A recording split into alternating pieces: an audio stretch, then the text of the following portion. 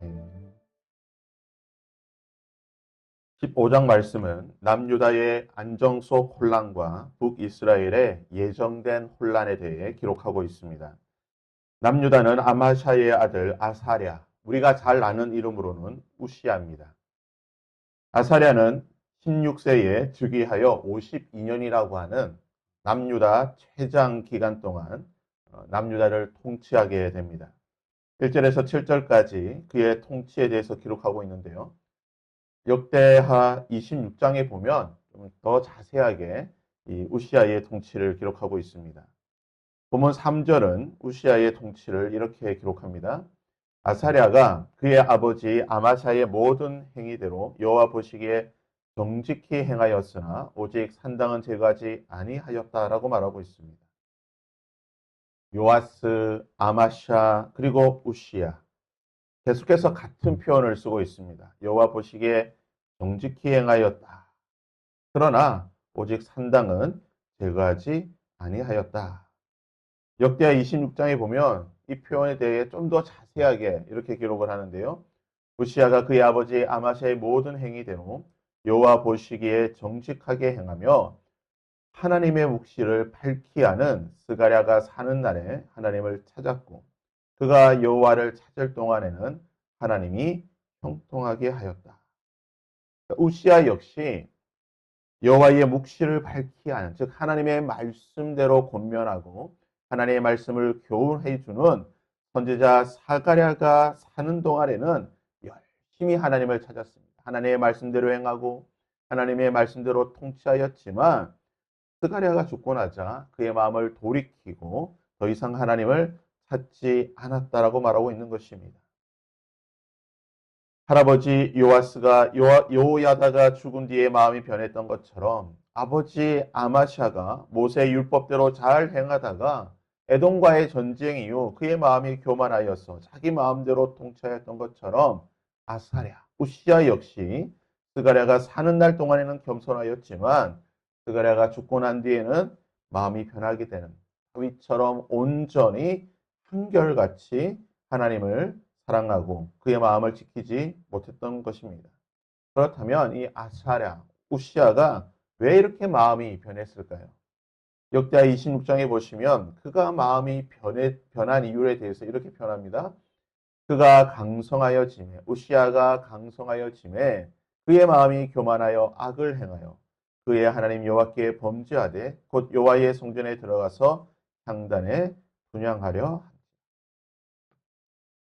부전자전이라는 말처럼 아사랴 역시 그의 아버지 아마샤처럼 그의 힘이 강성해지고 나라가 평안해지고 모든 것이 잘 되게 되자 그의 마음이 교만해졌다라고 말하고 있는 것입니다. 아마샤는 북이스라엘과의 전쟁하려고 하였고 아사랴는 성전에 들어가서 제사장만이 할 수 있는 이 분향을 하려고 하였던 것입니다. 마음이 교만해졌어. 아니 내가 이렇게 하나님을 잘 섬기고 내 나라가 이렇게 잘 되고 내가 하나님의 복을 받았는데 나도 제사장처럼 직접 하나님께 제사 드리고 분향을 드릴 수 있지 않느냐라는 마음에서 여호와의 성전에 들어가서 향단에 분향을 하게 되는 것입니다. 이런 아사랴를 더 이상 죄를 짓지 못하도록 제사장들이 막아서게 되는데요. 자신을 막아서는 제사장을 향해서 우시아가 손으로 향로를 잡고 분향하려 하다가 화를 내니 그가 제사장에게 화를 낼 때에 여호와의 전안 향단 곁 제사장들 앞에서 그의 이마에 나병이 생겼다라고 말하고 있는 것입니다. 본문 5절은 이 사실에 대해서 아주 간단하게 표현하고 있습니다. 여호와께서 왕을 치셨으므로 그가 죽는 날까지 나병 환자가 되어 별궁에 거하고 왕자 요담이 왕궁을 다스렸다라고 말하고 있습니다. 가장 오랫동안 통치한 52년이라고 하는 해장 기간 동안 통치하였지만 인생 후반부에는 그의 마음이 교만해져서 하나님 앞에 범죄하게 되자 나병 환자가 되어 별궁에 홀로 거하게 되는 참으로 비참하고 쓸쓸한 그러한 최후를 맞이하게 된 것입니다. 아사랴가 나병 환자가 되어 정상적인 통치를 할 수 없게 되자 그는 이제 상황으로 물러나게 되고 그의 아들 요담이 왕이 되어서 16년 동안 통치하게 됩니다.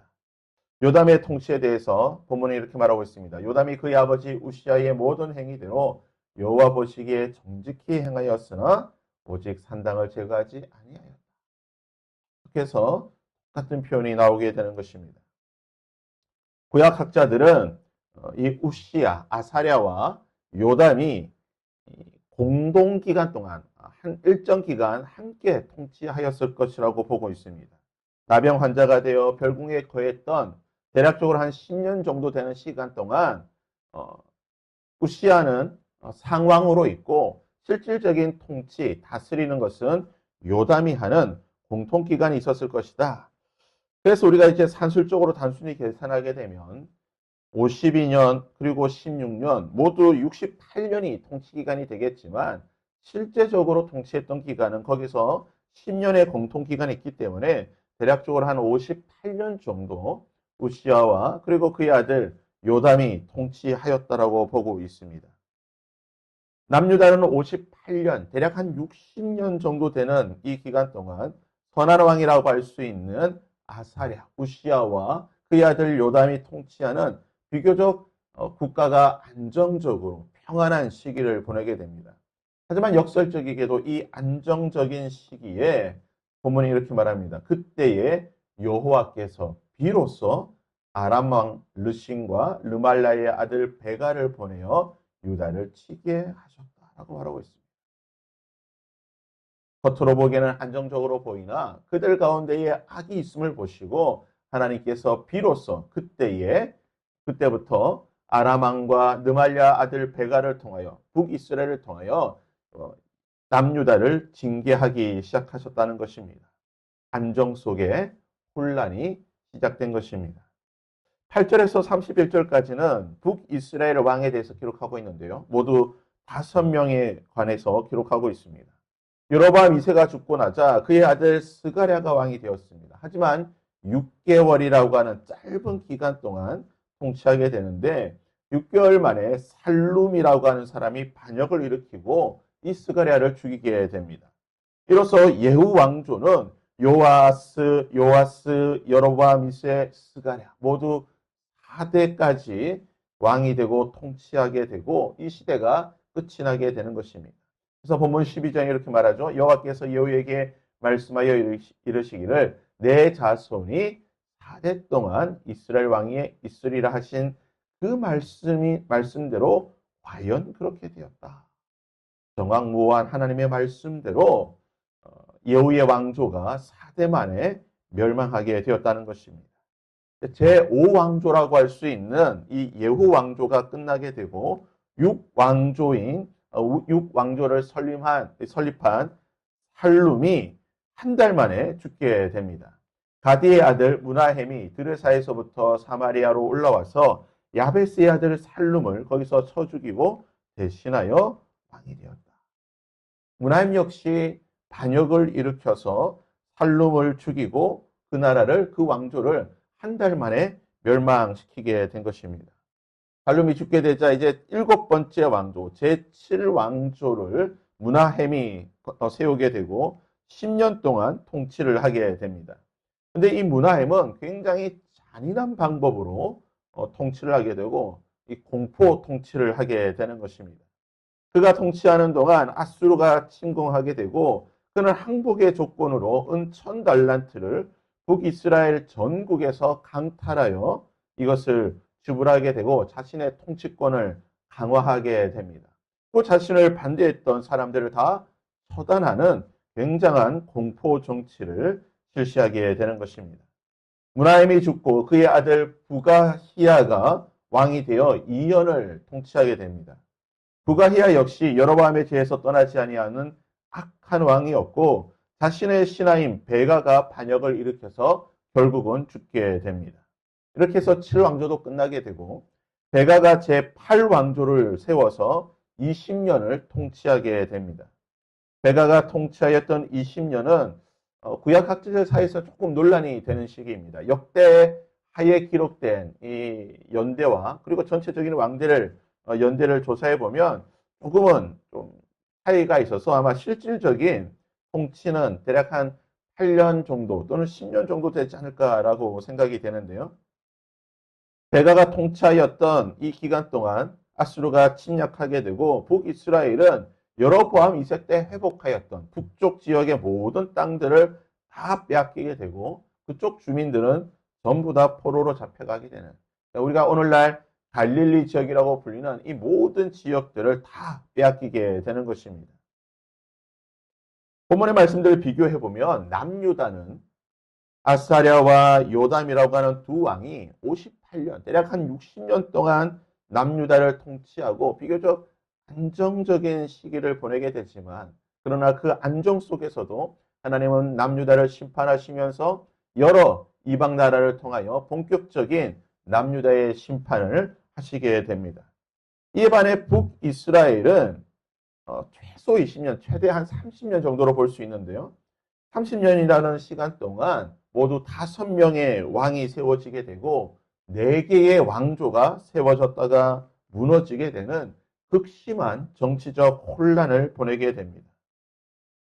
이 30년이라고 하는 짧은 기간 동안 모두 5명의 왕이 세워졌다고 하는 것 자체가 이미 북이스라엘은 멸망의 길에 들어섰다는 것입니다. 하나님의 말씀대로, 하나님의 예언대로 이제 북이스라엘에 하나님의 심판이 임하게 되고, 그들에게 임했던 심판은 하나님이 이미 예정하신, 예언하신 그 심판이 북이스라엘에게 임하게 되는 것입니다. 사랑하는 여러분, 오늘 본문의 말씀을 통하여서 남유다의 안정 속에 있지만, 그러나 그들이 겪었던 혼란 역시 하나님의 말씀대로 이루어진 성취인 것을 보게 됩니다. 그리고 북이스라엘 역시 혼란 가운데에 극심한 어려움을 겪게 되었지만, 이 역시 하나님의 말씀과 하나님의 예언 가운데에 모든 것이 성취되는 것을 보게 되는 것입니다. 우리의 삶은 하나님의 말씀 가운데에 성취되고 하나님의 말씀이 우리의 삶을 다스리는 삶인 것을 오늘 본문의 말씀을 통해 보게 되는 것입니다. 그렇다고 한다면 우리의 삶은 과연 어떤 하나님의 말씀의 성취 속에 살아가야 되는 삶이 되어야 하겠습니까? 바라기는요, 우리의 삶이 심판과 저주가 성취되는 그러한 혼란과 고통의 삶이 아니라 하나님의 은혜와 자비가, 긍휼과 용서의 말씀이 성취되어지는 은혜의 삶이 될 수 있기를 바랍니다. 오늘 한 날도 하나님께서 우리에게 하셨던 그 약속의 말씀, 축복의 말씀이 성취되는 삶이 될 수 있기를 바랍니다. 그래야 오늘 하루 우리에게 주신 이 삶이 은혜로운 삶이 되시고 하나님의 말씀의 성취로 인하여서 하나님께 기뻐하며 감사하는 오늘 한 날이 될 수 있기를 주님의 이름으로 부탁드립니다.